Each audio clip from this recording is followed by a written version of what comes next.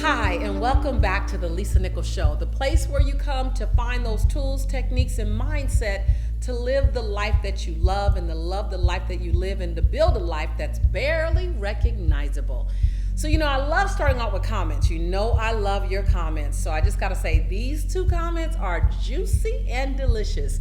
So JLori03, you commented on the episode, How to Light Your Internal Fire. And you said, I was always under the understanding that what lights your flame had to be a career. But hearing you today helped me let go of the limiting beliefs and focus on what brings me joy. That makes me want to sing. Joy and pain. It's like sunshine and rain. Matt on my team told me I had to sing when that part came up. So I just want to say, JLori03, I love the breakthrough. Yes, look at what brings you joy. What brings you joy? What makes you happy? What makes your heart sing? And you don't have to do it for fee. You don't have to do it as a career. You just need to do it.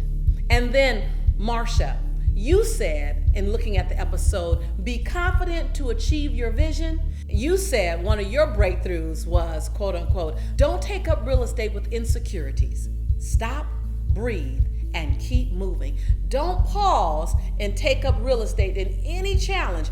Don't do a lease option buy in your challenge. Don't do a rent to own in your challenge. Literally, get into the challenge, understand you're in it, and then keep moving. You said hashtag BOL, Breakthrough Out Loud. I love it. Keep those comments coming.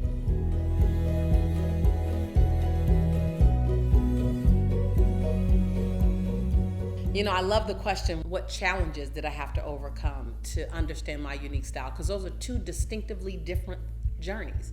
One is, what did I have to overcome? And then two is, how did I identify my unique style? As a speaker, as a presenter, as a transformational coach, as a servant leader, how do I understand and get clear on my contribution to the planet? So let's first look at the challenges that I had to overcome. I had to overcome the challenge of comparing myself to other people. That was number one.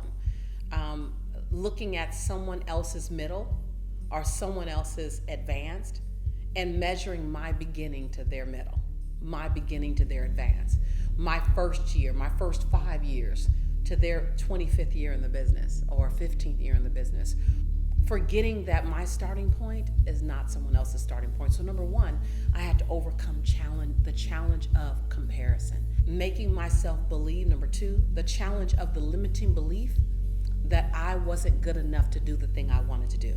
That based on my past, based on my story, based on my history, that I wasn't the right person for this assignment called helping people get to a transformation. You asked the question, what did I have to overcome to find my unique style, my unique voice, my unique delivery system?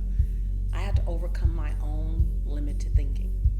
I had to overcome the desire to keep score, all collecting evidence about all the reasons why I wouldn't make it, versus just keeping track. See, keeping score and keeping track are very different. You might want to write that down. Keeping score is collecting evidence on why it won't work. Keeping track is collecting notes on what steps you made that worked out well and what steps you made that you might want to rethink. So keeping track is one thing, keeping score is another. So I had, one of my first challenges was I had to make the distinction, am I keeping track or am I keeping score? And then I had to realize that another challenge, my third challenge, was I had to become comfortable in an unfamiliar new opportunity. And most of the time, you're comfortable in that you know. The unfamiliar is not comfortable. So I had to become comfortable in being uncomfortable in unfamiliar, because I was always charting new turf. I was always going to a new space. And so I didn't have any day or any week, any month that looked the same. I was always trying to find the edge of my possibility, the edge of what's going. So I was always uncomfortable. So the challenge was becoming comfortable, being uncomfortable in the unfamiliar new possibility. I don't even know if that sounds right or if that makes sense, but It is what happens if every week, maybe not every day, but every week you're stepping into a new horizon. Every week you're new again. Every month you're a new kid on the block. Every year you're in a new environment and you're introducing yourself to it. You're not ever at the top of your game because you're always going somewhere else new that's bigger and better than you to be a student. So that was a challenge for me. How did I find my unique voice? Oh, that's so funny you should ask, because initially I was so committed to being liked that I would try to blend in. I wore my navy blue suit and my black suit and my gray suit.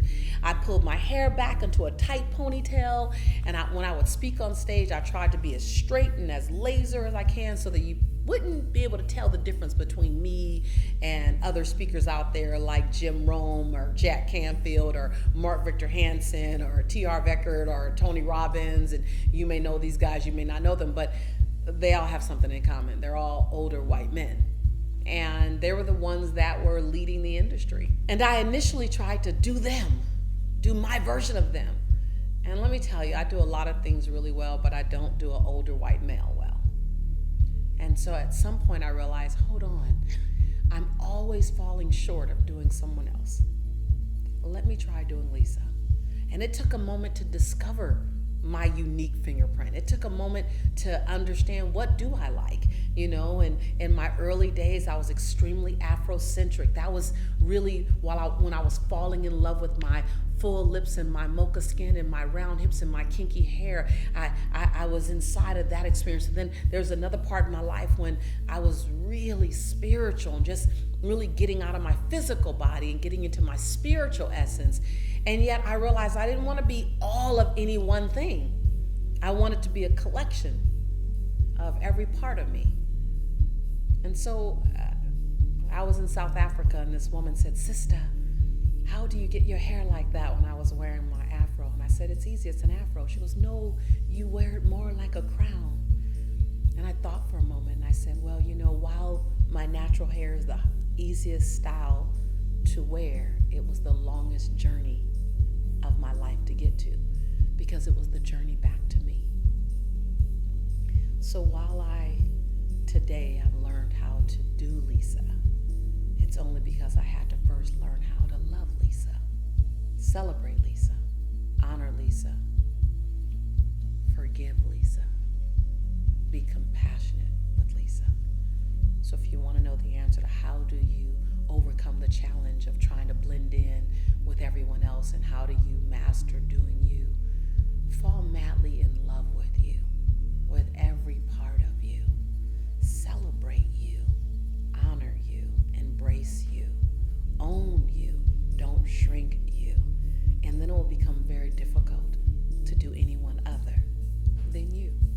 Remember, this is not a monologue. This is a dialogue, and I am your sister in the conversation.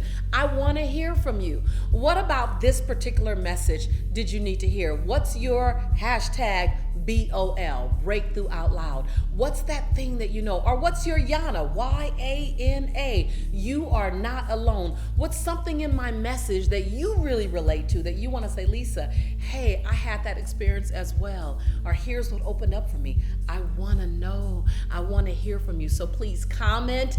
And go get your friends. Go get your sister, your brother, your friends. Go get the people that you love the most and invite them here to be a part of this delicious conversation. After all, this is your community. You're inside your tribe, and I'm your sister in the journey.